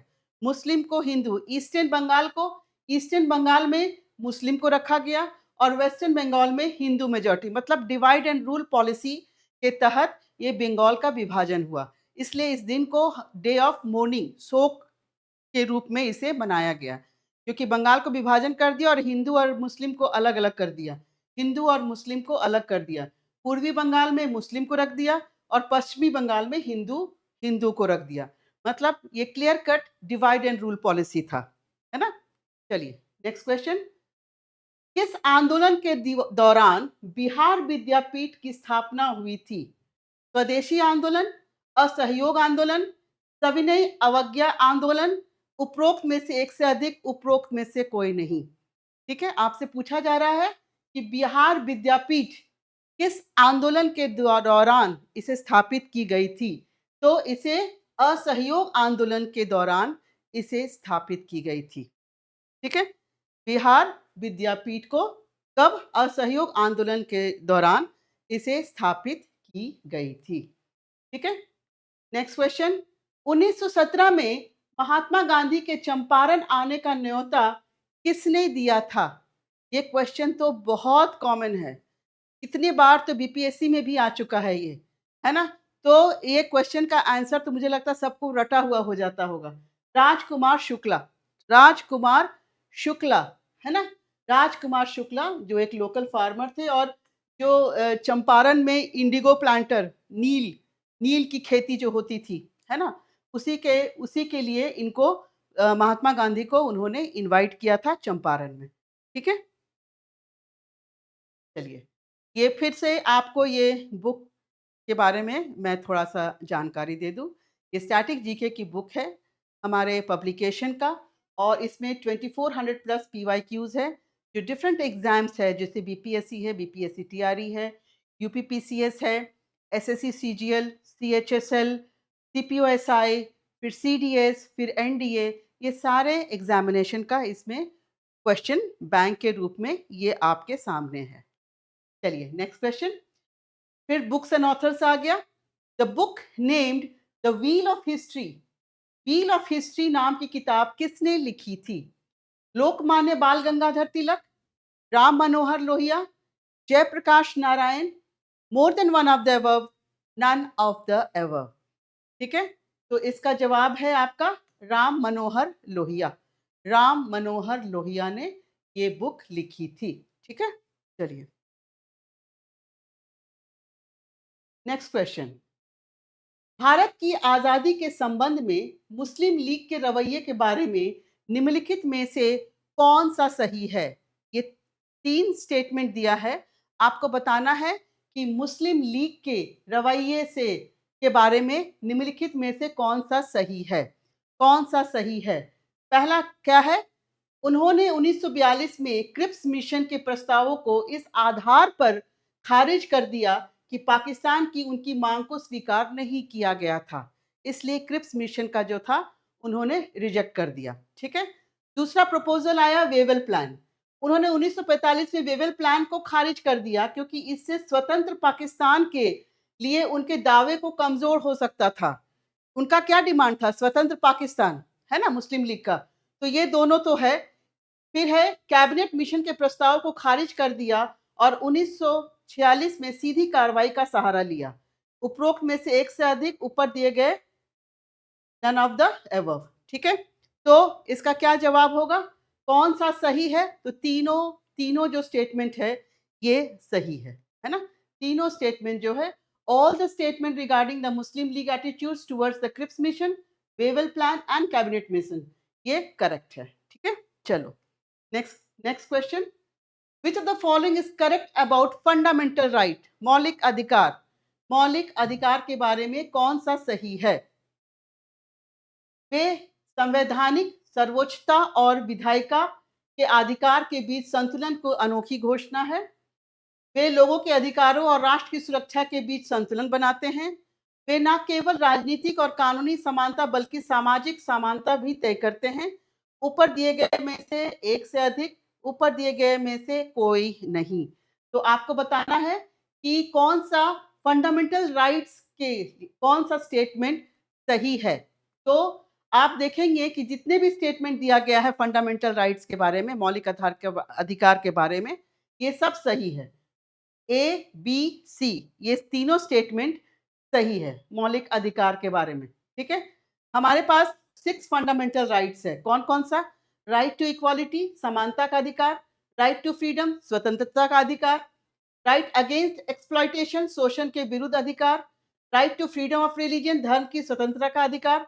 कल्चरल एंड एजुकेशनल राइट, सांस्कृतिक और शैक्षिक अधिकार। राइट टू कॉन्स्टिट्यूशनल रेमेडी, संवैधानिक उपचारों का अधिकार। तो ये हमारे 6 मौलिक अधिकार है, 6 फंडामेंटल राइट्स। 6 फंडामेंटल राइट्स, पहले 7 होता था, राइट टू प्रॉपर्टी भी था, लेकिन राइट टू प्रॉपर्टी को अब लीगल राइट्स कर दिया, फंडामेंटल राइट्स से हटा दिया गया। ठीक है, चलिए 74th क्वेश्चन है ये। भारत में अपराध की सजा के संबंध में निम्नलिखित में से कौन सा कथन सही है? ठीक है, कन्विक्शन ऑफ ऑफेंस, कौन सा स्टेटमेंट सही है? पहला है भारत के संविधान में दोहरे दंड का प्रावधान नहीं है, ये स्टेटमेंट सही नहीं है। संविधान में अपराध से अधिक दंड से सुरक्षा का प्रावधान है, सही है। देश में किसी सरकारी कर्मचारी के खिलाफ उसी अपराध के लिए न्यायिक और विभागीय कार्रवाई की जा सकती है, सही है। ठीक है, तो आप देख रहे हैं कि ए सही नहीं है, बाकी बी और सी सही है, तो इसका आंसर हो जाएगा more than one of the above. ठीक है, चलिए नेक्स्ट क्वेश्चन। अब ये भारत में संघवाद के संबंध में निम्नलिखित में से कौन सा कथन सही है? ठीक है, आपको बताना है। With reference to the federalism in India, which of the following statement is correct? सही कौन सा है? फर्स्ट है a quasi federal state is the result of Indian federalism in the country. एक अर्ध संघीय राज्य देश में भारतीय संघवाद का परिणाम है। ठीक है, इंडियन फेडरल एक ही राजनीतिक व्यवस्था स्थापित करता है। भारतीय संघवाद देश में एक ही राजनीतिक व्यवस्था स्थापित करता है। फिर है भारतीय संघवाद एक मजबूत एकात्मक आधार के साथ स्थैतिक नहीं है। ठीक है, उपरोक्त में से एक से अधिक, उपरोक्त में से कोई नहीं। तो इसका हम कैसा है हमारा फेडरल स्टेट? अ क्वाशी फेडरल स्टेट। फेडरल का मतलब क्या होता है कि इक्वल पावर स्टेट और सेंटर को दिया जाता है ना? लेकिन क्वाशी का मतलब ये हो गया यूनिटरी सिस्टम, मतलब कि गवर्नमेंट सॉरी सेंट्रल गवर्नमेंट को कुछ ज़्यादा ही पावर दिया गया है। ठीक है? तो हमारा कैसा है? अ क्वाशी फेडरल स्टेट। ठीक है? चलिए, एक्सप्लेनेशन पूरा आपका नेक्स्ट स्लाइड में मिल जाएगा। Next question, India has the integrated judiciary. Integrated Bharat में एकीकृत न्यायपालिका है क्योंकि भारत में एक मौलिक कानून और न्याय व्यवस्था है, जिसके शिखर पर सुप्रीम कोर्ट है और उसके नीचे हाई कोर्ट है। ठीक है? ऐसा ही हमारा सिस्टम है, जुडिशियरी सिस्टम। सुप्रीम कोर्ट ऊपर में है और नीचे हाई कोर्ट है। उसके बाद दूसरा पॉइंट दिया है कि हाई कोर्ट के जजों की नियुक्ति राष्ट्रपति करते हैं। सही है? फिर हाई कोर्ट को केंद्र सरकार के उपभाग के रूप में गठित किया गया है। तो इसका जवाब क्या हो जाएगा? More than one of the above, क्योंकि ये तीनों स्टेटमेंट जो है, ये तीनों स्टेटमेंट सही है। ठीक है? तो मोर than one of the above होगा। नेक्स्ट क्वेश्चन, भारत छोड़ो प्रस्ताव को कांग्रेस ने बंबई में कब अपनाया था? भारत छोड़ो आंदोलन, ये भी बहुत कॉमन क्वेश्चन है। कॉमन क्वेश्चन है। 8 अगस्त 1942, 8 अगस्त 1942 बॉम्बे सेशन में भारत छोड़ो आंदोलन स्टार्ट हुआ था। ठीक है, स्टार्ट हुआ था और महात्मा गांधी जी ने ये कॉल दिया था और इसी में सेशन में महात्मा गांधी जी ने डू और डाई का स्लोगन इन्होंने दिया था। डू और डाई, बहुत बार क्वेश्चन भी आता है कि डू और डाई का स्लोगन किसने दिया था? तो महात्मा गांधी ने दिया था। क्विट इंडिया मूवमेंट का जो अधिवेशन हुआ था 8 अगस्त 1942 में, उसी में उन्होंने ये स्लोगन दिया था। ठीक है, चलिए। Which type of right is the freedom of silence in India? किस तरह का हो गया? भारत में चुप रहने की आजादी किस तरह का अधिकार है? Legal right, social right, fundamental right, more than one of the above, none of the above. तो अभी हमने फंडामेंटल राइट पढ़ा था, है ना? तो ये किस तरह का राइट हो गया? Fundamental fundamental right, freedom of speech and expression, freedom of speech and expression. ठीक है, कितना घुमा का क्वेश्चन दे दिया है। नेक्स्ट क्वेश्चन देखिए, लिस्ट 1 में दिया है प्रोविजन, लिस्ट 2 में दिया गया है related articles of the constitution of India. पहला क्या है? न्याय संगत और मानवीय कार्य परिस्थितियां। दूसरा है श्रमिकों के लिए जीवन यापन योग्य वेतन, समान नागरिक संहिता, राष्ट्रीय महत्व के स्थानों और वस्तुओं का संरक्षण। आपको मैच करना है ना? आपको मैच करना है। तो इसका क्या होगा? न्याय संगत और मान्य कार्य परिस्थितियां, ये हो गया आपका 2। ठीक है, लिविंग वेजेस फॉर वर्कर्स, ये हो गया आपका 1, आर्टिकल 43। उसके बाद है यूनिफॉर्म सिविल कोड, ये हो गया आपका आर्टिकल 44। ठीक है, protection of places and objects of national importance, ये हो गया आपका 3, 3 है ना? सॉरी, हाँ, ये हो गया आपका 3। ठीक है, तो ये आपका आंसर क्या हो जाएगा? 2143, 2143। ठीक है, 2143। चलिए नेक्स्ट क्वेश्चन देखते हैं। Which of the following is the main aim of district planning committee? जिला योजना समितियों का मुख्य उद्देश्य निम्नलिखित में से कौन सा है? कौन सा है? पंचायतों और नगर पालिकाओं की योजनाओं का एकीकरण, जिले का मॉडल योजना तैयार करना, पंचायतों के बीच एकीकृत दृष्टिकोण का विकास। तो इसका आंसर हो जाएगा more than one of the above, more than one of the above. ठीक है, चलिए। अब पूछ रहा है आपसे दूरदर्शन का मोटो क्या है? मोटो क्या है? ठीक है, बहुजन हिताय बहुजन सुखाय, सत्यम शिवम सुंदरम, सत्यमेव जयते, उपरोक्त में से एक से अधिक, ऊपर दिए गए में से कोई नहीं। तो सत्यम शिवम सुंदरम ये मोटो है दूरदर्शन का, दूरदर्शन का।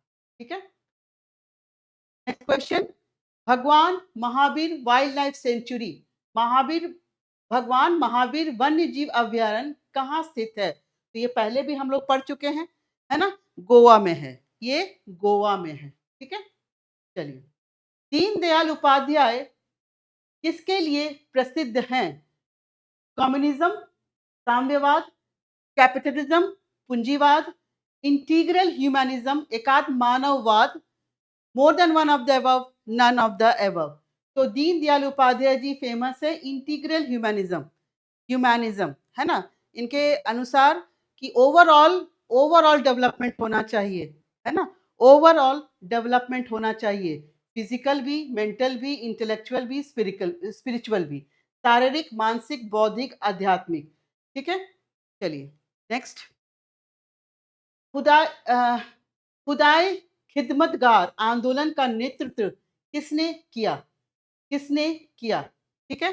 तो Khwaja Moinuddin Chishti, Khan Abdul Ghaffar Khan, sir Syed Ahmad Khan, more than one of the above, none of the above, है ना? किसका बोल रहे हैं? खुदाई खिदमतगार, खिदमतगार अब्दुल गफ्फार खान, अब्दुल गफ्फार खान, ठीक है? अब्दुल गफ्फार खान, इन्हें फ्रंटियर गांधी भी, उनको फ्रंटियर गांधी भी कहते हैं। तो ये भी एक क्वेश्चन आ सकता है कि फ्रंटियर गांधी किसे कहते हैं? तो खान अब्दुल गफ्फार खान। इसे फ्रंटियर गांधी क्यों कहा गया था? क्योंकि ये नॉर्थ वेस्ट फ्रंटियर प्रोविंस को ब्रिटिश रूल से, है ना, ब्रिटिश रूल से बिल्कुल ही मतलब ऐसा कर रहे थे कि ताकि उस एरिया में ब्रिटिश राज बिल्कुल समाप्त हो जाए, बिल्कुल समाप्त हो जाए, ठीक है? ये एक नॉन वायलेंट पश्तून ग्रुप बनाए थे इन्होंने, नॉन वायलेंट मतलब अहिंसक पश्तून समूह इन्होंने बनाया, और इनका मेन मकसद था कि जो ब्रिटिश राज है, कहाँ पर? नॉर्थ वेस्ट फ्रंटियर में, प्रोविंस में, ये पूरी की पूरी तरह समाप्त हो जाए। इसीलिए इन्हें फ्रंटियर गांधी भी कहा जाता है। अब देखिए, जनजाति गौरव दिवस की शुरुआत हुई थी, कब हुई थी? 15 अगस्त 2015, 26 जनवरी 2019, 15 नवंबर 2021, जनजातीय गौरव दिवस, ये 15 नवंबर 2021 को इसकी शुरुआत हुई थी। और ये किसके सम्मान में? Birth anniversary of Birsa Munda, Birsa Munda जो एक ट्राइबल लीडर थे, ठीक है? बिरसा मुंडा के सम्मान में, जो आदिवासी नेता थे, उन्हीं के सम्मान में ये जनजातीय गौरव दिवस स्टार्ट हुआ है, ठीक है? नेक्स्ट, बाजरा का सबसे बड़ा उत्पादक राज्य कौन सा है? बाजरा, पर्ल मिलेट कहते हैं। बाजरा का सबसे बड़ा उत्पादक राज्य कौन सा है? तो बाजरा को उगाने के लिए थोड़ा सा वार्म क्लाइमेट चाहिए, है ना? तो वार्म क्लाइमेट कहाँ मिलेगा? राजस्थान में मिलेगा, ठीक है? तो राजस्थान इसका सही जवाब है। नेक्स्ट, चट्टानों के प्रकार जिनमें जीवाश्म होते हैं उन्हें कहा जाता है। The type of rocks which contain fossils, fossils, sedimentary rock, metamorphic rock, igneous rock, more than one of the above, none of the above. तो ऑलरेडी आप टाइप्स ऑफ रॉक में पढ़ चुके होंगे कि सेडिमेंट्री रॉक्स जो है, फॉसिल से एक लेयर पे दूसरा लेयर इस तरह से जमा होता जाता है ना? और फिर वो सीमेंटेड हो जाता है, and that forms the sedimentary rock. तो इसका जवाब होगा सेडिमेंट्री रॉक, ठीक है? जैसे आपका हो गया चूना पत्थर, बलुआ पत्थर, शेल, ये सब एग्जाम्पल है आपका सेडिमेंट्री रॉक का, ठीक है? चलिए, ऑक्सबो लेक्स, ऑक्सबो लेक कहाँ पाई जाती है? झील के बारे पूछ रहा है, ऑक्सबो झील कहाँ पाई जाती है? ग्लेशियर में, नदी घाटियां में, रेगिस्तान में, more than one of the above, none of the above. तो हम जानते हैं ये कहाँ पे पाई जाती है? रिवर वैलीज में। ऑक्सबो लेक, ऑक्सबो लेक, ये देखिए ऑक्सबो लेक, है ना? इसको कहते हैं ऑक्सबो लेक। रिवर फ्लो करती है ना? नदियां बहती हैं, बहते बहते ये देखो इस तरह के हो गए, है ना? और जब जैसे जैसे बहुत सारा पानी बढ़ गया रिवर में, नदी में, है ना? जैसे फ्लड आ रहा है, बहुत ज्यादा पानी बढ़ गया, तो क्या होता है कि ये जो इस तरह से मुड़ रही है ना, ये सीधा बहने लगती है, ये सीधा बहने लगती है, और ये पार्ट जो होता है मेन नदी से अलग हो जाता है, मेन नदी से अलग हो जाता है। तो इसका शेप इस तरह से बन जाता है, जिसे कहते हैं अर्धचंद्राकार शेप, या यू आकार, या यू शेप का, है ना? देखो ये यू शेप का हो गया ना, ये यू शेप का जो पोर्शन है वो नदी से अलग होके ये ऑक्सबो लेक बनाती है। ठीक है? तो ये हो गया रिवर वैली। विश्व जल दिवस मनाया जाता है। कब मनाया जाता है? 22 जनवरी, 22 फरवरी, 22 मार्च, more than one of the above, none of the above. तो कब मनाई जाती है? 22 मार्च। 22 मार्च को 22 मार्च को विश्व जल दिवस मनाई जाती है। ठीक है? पहली बार कब मनाया गया था? 1993 में। 1993 में पहली बार मनाया गया था, जब यूएन कॉन्फ्रेंस हुआ था एंड डेवलपमेंट में 1992 में। तो 1993 में ये विश्व जल दिवस 22 मार्च से मनाना शुरू हुआ। ठीक है? और ये भी क्वेश्चन आ जाता है, करंट का ऑफ कोर्स हो गया ये, कि जो थीम क्या है, विषय क्या है 2026 का वर्ल्ड वाटर डे 2026 का विषय क्या है? तो विषय है वाटर एंड जेंडर इक्वालिटी। ठीक है? जल और लैंगिक समानता इस बार का विषय है। ठीक है? तो ये करंट में हो जाएगा, लेकिन मैंने यहाँ इंक्लूड कर दिया है कि आपको ये पूछ सकता है कि 2026 में विश्व जल दिवस का विषय क्या है? तो वो है आपका जल और लैंगिक समानता। ठीक है? Next question.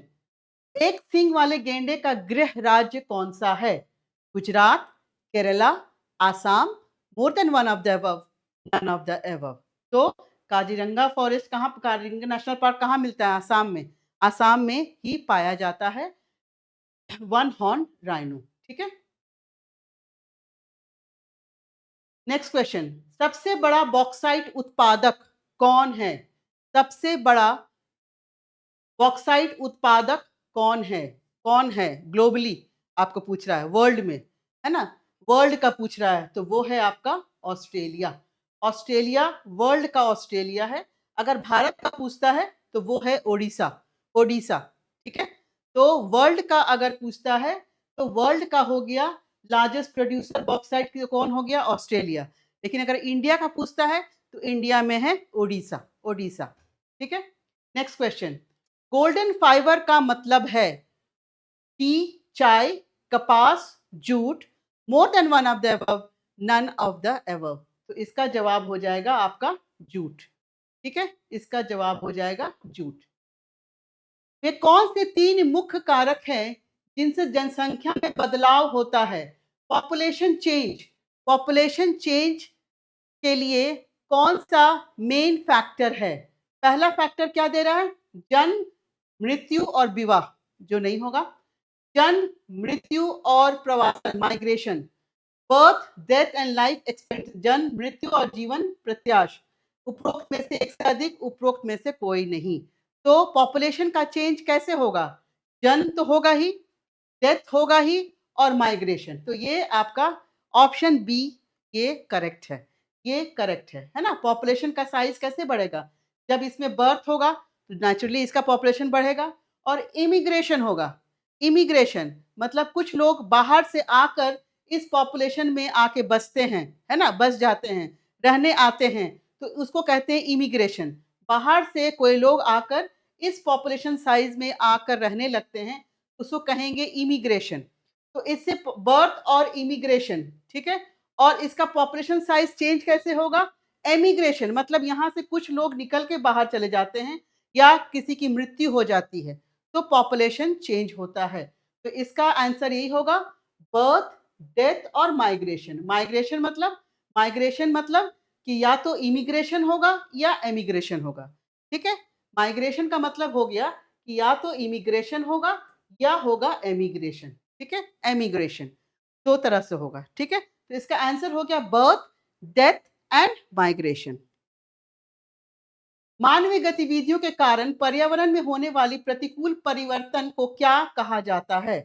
पारिस्थितिक गड़बड़ी, आपदा, पारिस्थितिक गिरावट, ऊपर दिए गए में से एक से अधिक, ऊपर दिए गए में से कोई नहीं। तो इसका आंसर होगा इकोलॉजिकल डिग्रेडेशन, अनफेवरेबल। मानवीय गति कारण पर्यावरण में होने वाली, है ना? मानव गतिविधि, ह्यूमन एक्टिविटी के कारण। अब ह्यूमन एक्टिविटी के कारण ही आप देखते हो कि यहाँ का पॉल्यूशन बढ़ जाता है, पेड़ काटने लगते हैं, उससे भी होता है, फिर सॉइल इरोजन होता है ना? मिट्टी का कटाव। तो ये सब सब सब ह्यूमन एक्टिविटी है जो इकोलॉजिकल डिग्रेडेशन का कारण बनता है। 5वां यूरोपीय यूनियन इंडिया कॉम्पिटिशन वीक 2022 कहाँ आयोजित किया गया था? तो ये किया गया था न्यू दिल्ली में। ये किया गया था न्यू दिल्ली में। कब? दिसंबर 5 से 7 2022 में। 2022 में।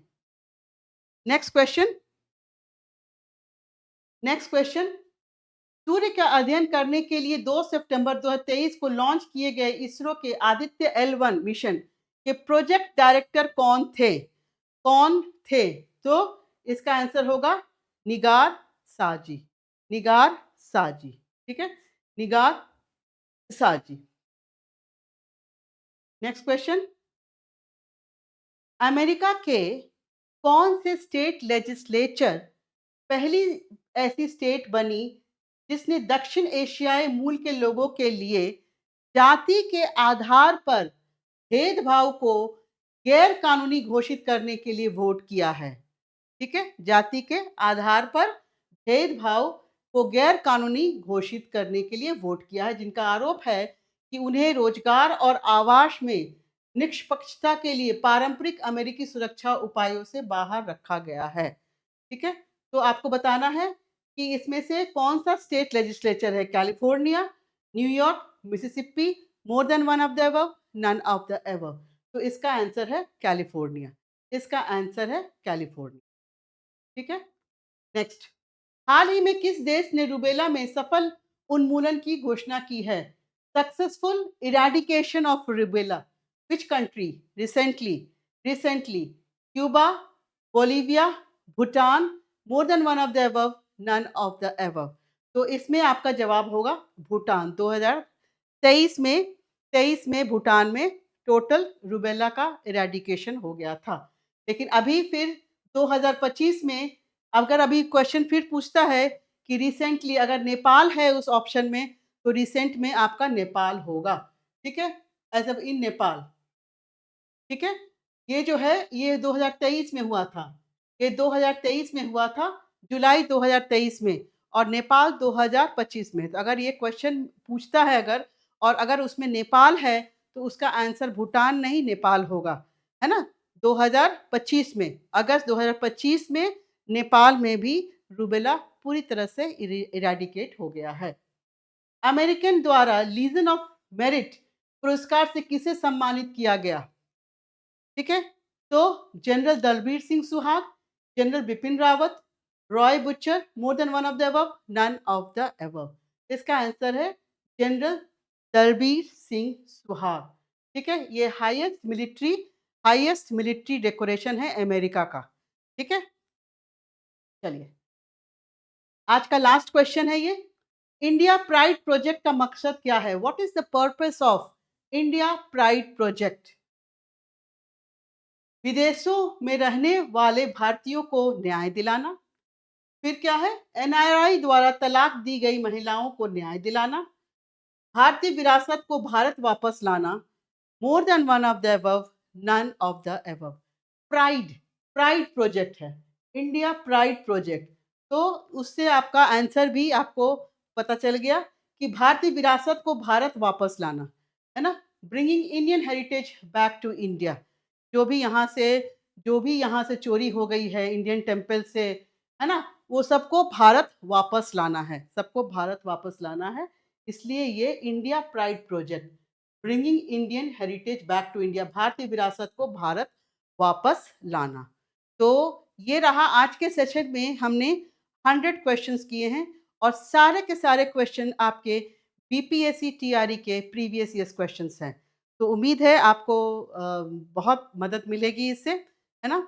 आज का सेशन आप यहीं पे समाप्त करते हैं इस बुक के साथ। स्टैटिक जीके का बुक है हमारे पब्लिकेशन का, जिसमें हमने 2400 प्लस पीवाईक्यूज दिए हैं, और जितने भी आपके एग्ज़ाम्स हैं सब एग्ज़ाम्स को हमने इसमें इंक्लूड किया है ना? ये इंडेक्स भी हमने दे दिया है, इंडेक्स में भी आपने दे दिया है कि क्या-क्या इसमें कंटेंट है। आर्ट एंड कल्चर को बिल्कुल हमने अलग इंडेक्स में कर दिया है। आर्ट एंड कल्चर को अवार्ड्स एंड ऑनर्स हो गया, गेम्स एंड स्पोर्ट्स हो गया, टेम्पल्स हो गया, फेस्टिवल्स हो गया, कैलेंडर्स हो गया, डांसेस हो गया, क्लासिकल डांस, फोक डांस। तो ये सभी के प्रीवियस ईयर्स क्वेश्चंस इसमें एडेड है और जो इम्पोर्टेंट फैक्ट्स है वो वन लाइनर्स के रूप में और टैबुलर फॉर्म में हमने इंक्लूड किया है। तो चलिए आज का सेशन बस यही समाप्त करते हैं। Thank you and have a nice day.